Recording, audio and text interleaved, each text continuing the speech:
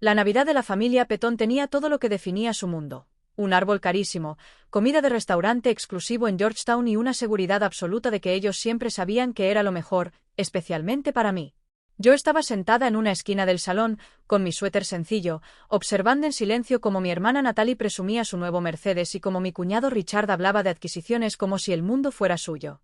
En esas reuniones yo era invisible por elección de ellos, la hija irrelevante que solo ocupaba espacio sin destacar. Mi madre, Bárbara, me llamó sin mirarme, ordenando vino como si yo fuera personal de servicio, y mi hermana murmuró con desprecio que yo seguía igual de insignificante. En la cocina serví el vino con calma mientras veía por la ventana los autos de lujo de mi familia alineados junto al Bentley de mi padre, mientras mi viejo Honda quedaba relegado en la calle, símbolo perfecto de mi lugar en esa jerarquía invisible. Mi padre, Thomas Petón, poderoso directivo financiero, anunció de repente que tenía noticias y todos me miraron sin verdadero interés. Entonces soltó la bomba. Habían tomado una decisión ejecutiva sobre mi propiedad en Spring Valley. Mi madre habló con desdén diciendo que esa casa estaba vacía, que era un desperdicio. Mi hermana añadió que yo nunca estaba allí y que era una carga innecesaria. Yo respondí tranquila que la usaba cuando podía, pero ellos ya habían decidido ignorarme. Con una frialdad absoluta, mi padre reveló que la habían vendido por $2.8 millones, afirmando que era un excelente negocio. Sentí el suelo moverse, porque no era solo una casa, era mi espacio, mi seguridad. Pero ellos lo justificaban como gestión financiera, incluso reclamando una comisión del 20% por haber hecho el trato. Me miraban como si debiera agradecerles. Mi cuñado incluso insinuó que mi trabajo era algo vago, que probablemente no ganaba lo suficiente para entender el mundo real. Yo escuchaba todo en silencio mientras entendía la magnitud de la traición. Cuando pregunté cuándo se había cerrado la venta, respondieron con orgullo que fue la noche anterior, en plena Navidad. Dijeron que el comprador era una empresa de inversión y que todo era normal en los negocios. Pero entonces mi teléfono vibró. Alerta urgente del Departamento de Estado, violación de seguridad, propiedad diplomática vendida sin autorización. Salí de la habitación y llamé a mi director, quien me confirmó lo impensable. Esa casa no era solo mía, era mi residencia diplomática oficial como subdirectora de misión en la Embajada de EU.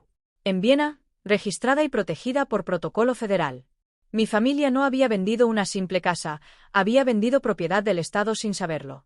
Cuando regresé al salón y lo expliqué, el silencio cambió el ambiente. Mi padre intentó minimizarlo, mi madre habló de malentendido, mi hermana me acusó de exagerar, pero entonces llegaron las llamadas, el servicio de seguridad diplomática ya estaba en camino. Minutos después, varios agentes federales entraron en la casa, confirmando que la transacción era ilegal, que la propiedad estaba bajo protección del gobierno y que la venta era inválida. Mis padres pasaron de la arrogancia al pánico cuando comprendieron que enfrentaban una investigación federal por fraude y venta no autorizada de propiedad diplomática. Richard también fue incluido en la investigación por su participación en la estructura legal de la venta. Yo observaba todo con una calma fría mientras ellos intentaban justificar lo injustificable, diciendo que no sabían, que yo nunca expliqué nada. Pero la agente dejó claro que la información estaba en los registros y que simplemente no la revisaron porque creyeron que no necesitaban hacerlo. Cuando se llevaron a mis padres para interrogarlos, mi hermana me suplicó que lo detuviera, que era nuestra familia, pero yo respondí que no podía interferir en una investigación federal ni iba a mentir para protegerlos. Durante años me habían tratado como incompetente, como alguien irrelevante, burlándose de mi trabajo, de mi coche, de mi vida, y ahora ese mismo trabajo era la razón por la que enfrentaban consecuencias reales.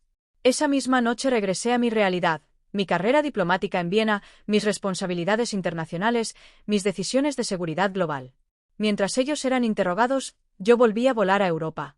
Semanas después, supe que habían sido acusados formalmente de fraude y venta ilegal de propiedad federal, obligados a devolver el dinero y enfrentando probation, multas y pérdida de reputación. No hubo cárcel, pero sí la caída de su mundo social y financiero. Meses después, intentaron pedir perdón en una carta elegante, admitiendo que debieron escucharme, que asumieron demasiado, que perdieron más que dinero, me perdieron a mí. No respondí. Más tarde, mi hermana llamó desesperada, pidiendo que los perdonara, pero yo le recordé que no fue un error inocente, sino años de desprecio, decisiones tomadas sin preguntarme y una incapacidad total de verme como alguien capaz. Con el tiempo, seguí avanzando en mi carrera mientras ellos enfrentaban las consecuencias silenciosas de sus actos. Años después fui nombrada embajadora, la más joven en la historia de Estados Unidos en ese cargo. Mi familia envió felicitaciones tardías, pero ya no ocupaban un lugar real en mi vida. Mucho después, Cuando regresé a Washington por trabajo, pasé frente a su casa. Ya no era el imperio que recordaba, sino una versión más pequeña y apagada de lo que fue. Mi padre abrió la puerta, envejecido, humilde, y mi madre me recibió con lágrimas, pidiendo perdón de verdad por no haberme visto nunca. Dijeron que habían perdido dinero, estatus, pero sobre todo me habían perdido a mí. Los escuché en silencio. Finalmente les dije que aceptaba su disculpa, pero que no estaba lista para reconstruir lo que destruyeron.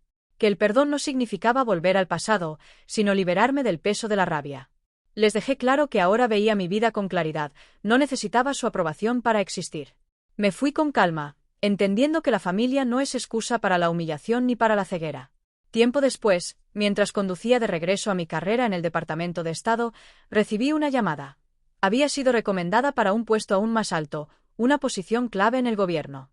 Mientras el pasado quedaba atrás en el retrovisor, comprendí que mi familia había creído que yo no entendía el mundo real, pero fueron ellos quienes nunca lo entendieron. Yo construí una vida sin su validación, sin su respeto, sin su mirada.